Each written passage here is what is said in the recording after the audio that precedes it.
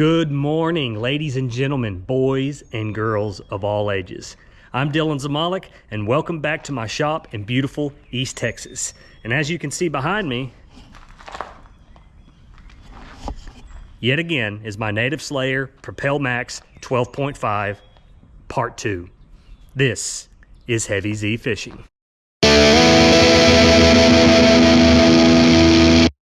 All right, so what we're gonna do, we're just gonna roll right into this. So if you recall, about 2 weeks ago, I did a 2-year review walk around of my Native Slayer Max, and since then a couple of things have changed. I've rigged it up a little differently, I've added a couple of things, and I've actually found a couple of unique tips and tricks to, give to anybody who is thinking about potentially getting one of these kayaks.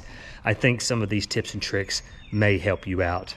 So that's what I'm doing today. Round 2, here we go. Let's dive into it. So we're just gonna start up here. If you remember at the bow of the boat, I had these off, these rod holders, because I said it hindered the ability of the net. It does not. It does not hinder this net system at all. So I put them back on. I mean, I don't use them, but it does. It's kind of aesthetically pleasing. It looks better. So we went there. Second, I totally forgot about this in the last video. So I have I have a terrible tailbone. It doesn't matter what I sit in, if I'm working out, doing sit-ups, whatever, my tailbone always gets rubbed raw. And that is no different on my kayak. Now, it's not the seat's fault. The seat is great. It's just how my tailbone is constructed. Anyway, on Amazon, I bought these about a year ago. It's a seat cushion and it's a lower lumbar support from Bod Support on Amazon. So this thing just straps around the seat there. Boom. This is like, I just keep it there freely. I don't tie this down. This is like memory foam. Man, it's a game changer on your butt and in your back. Helps out a lot. So if you're interested, check that out on Amazon. Next, if you remember, I had storage. I had an orange Cast King bag. That was a bigger bag that had all my terminal tackle in it.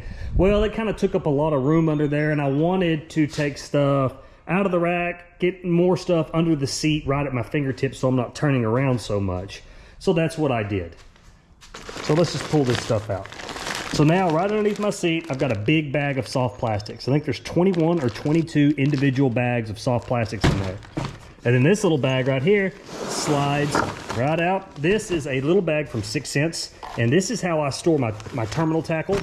I've always done it, kind of the same way for a while. I've got these little individual bags.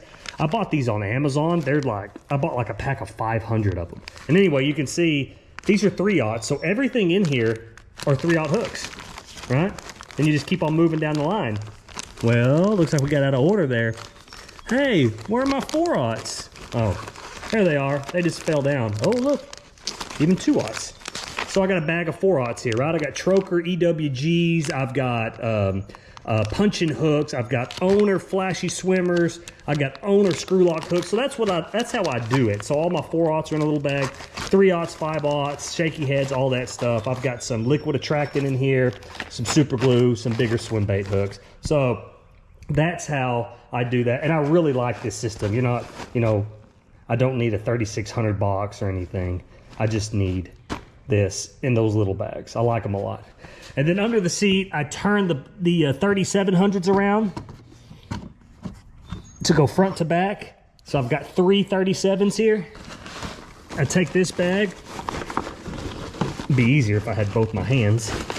Take this bag, slide it under there. So there's my terminal tackle.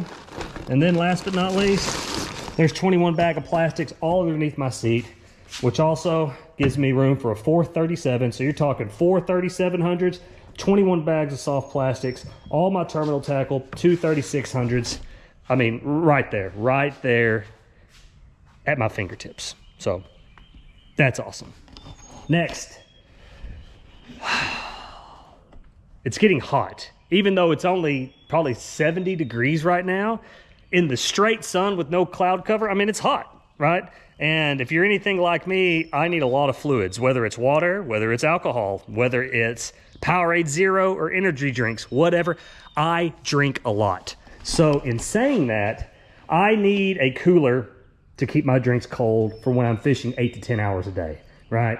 So if you remember my rack, laid back kayak rack, this is a Yeti backpack cooler. It's just got the backpack straps there. But I tell you, it fits perfectly in between the landing gear and this rack. And it's just a zip up cooler. So you can dump all your drinks in there. And even if you don't need to carry drinks and ice, you just carry like maybe one water jug. I mean, you're talking about storage for days. I mean, you could put more soft plastics in there. You could put probably some 36s in there.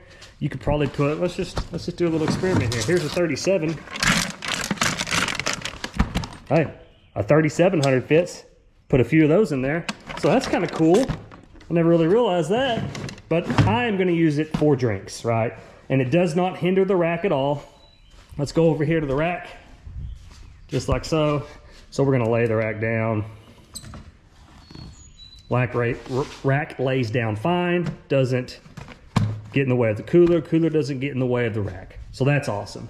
And also I had a comment on this rack saying, when the rack is, this is the rack in the fully lowered position. It does not go any lower. I got a question, how are the rods? Is there any fear of the rods coming out when the rack is lowered?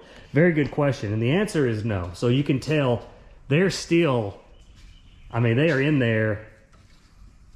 It's not, that's not going anywhere. And then you could also, of course, put a rod tether on it if you wanted to. I haven't ever had the need. The only time I lost my rods out of the rack is when I completely flipped the kayak over that one time. Rod tethers would have helped there, but luckily I didn't lose any rods. But so there you go. That's not going anywhere. Okay, so now let's go back to the rack. So what do we got in the rack now? If you remember, I had a lot of soft plastics in there. I moved some soft plastics there. So now if we go back to the rack, this is a swim bait bag, full of swim baits, nothing else. There is my dry bag with tools in it, and then my other dry bag with GoPro stuff will go in here as well. And you could also put a few more soft plastics. Why did I do that? Let's get this rack up out of the way. So, because what that does now, if you remember, I had a dry bag here and a dry bag there. Now this deck is completely open because I want to potentially get the Bixby J2 outboard motor. And it comes with a big battery box, and I think that battery box would fit perfectly here.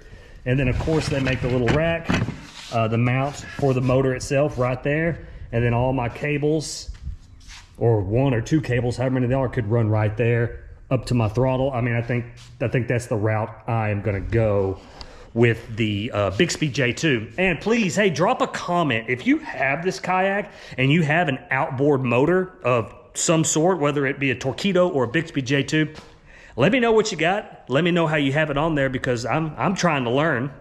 I've never had a kayak with an outboard motor, but I'm thinking I want one. Okay, so that's what we've done differently so far. Next, we're going into the tips and tricks. And the tips and tricks is really, there's just two of them, but they're for the landing gear. So, they're for the landing gear. Whenever you get the Native Sidekick, it comes with these. These are the original tires on it. And they're not bad, but they are, you have to air them up. They're inflatable. Now, but look how close. You see, there's not much room there, right? And it's almost like you have to take the tire off and then try to spread this air nozzle out just to get to it, just to air it up. And it's a big hassle. And not only that, when this thing is connected right here, and then you take that leg out and push it down in the water. So say you're sitting in the water, you're sitting here, and you're about to be done for the day, right there by the boat ramp, and you pull this out, and then you're sitting in the chair right there, then you're raising it, dropping it down into the water to put it in. Whenever you have these tires on there, they're buoyant, so they are fighting you the entire time, and it's a big pain in the butt. These sink. And what are those, you may ask? So when I bought this kayak, I bought this. This is a C-Tug, a landing gear that basically the kayak sits on these little things, and those mount on this, and you stick it right up under the kayak, and then the ratchet strap goes around and you strap it. It's a big pain in the butt, but it's all that they had at the time. So I took these wheels. So these are the C-Tug wheels from that, and they fit perfectly. Now, here's a tip. I'm gonna show you the only thing that you have to do. Check this. That's all you have to get. Little trailer hitch pin, whatever you want to call it. The ones that come with the Sidekick from Native, they're too short. You just need to get you just a little bit of a longer one. And I don't know where I put the original ones to compare it to tell you exactly what size to get, but I mean, that's what you need. That's all you got to do. So this, literally, I mean, my rack's in the way. My rack's in the way, but see, the tire literally just slides off of there.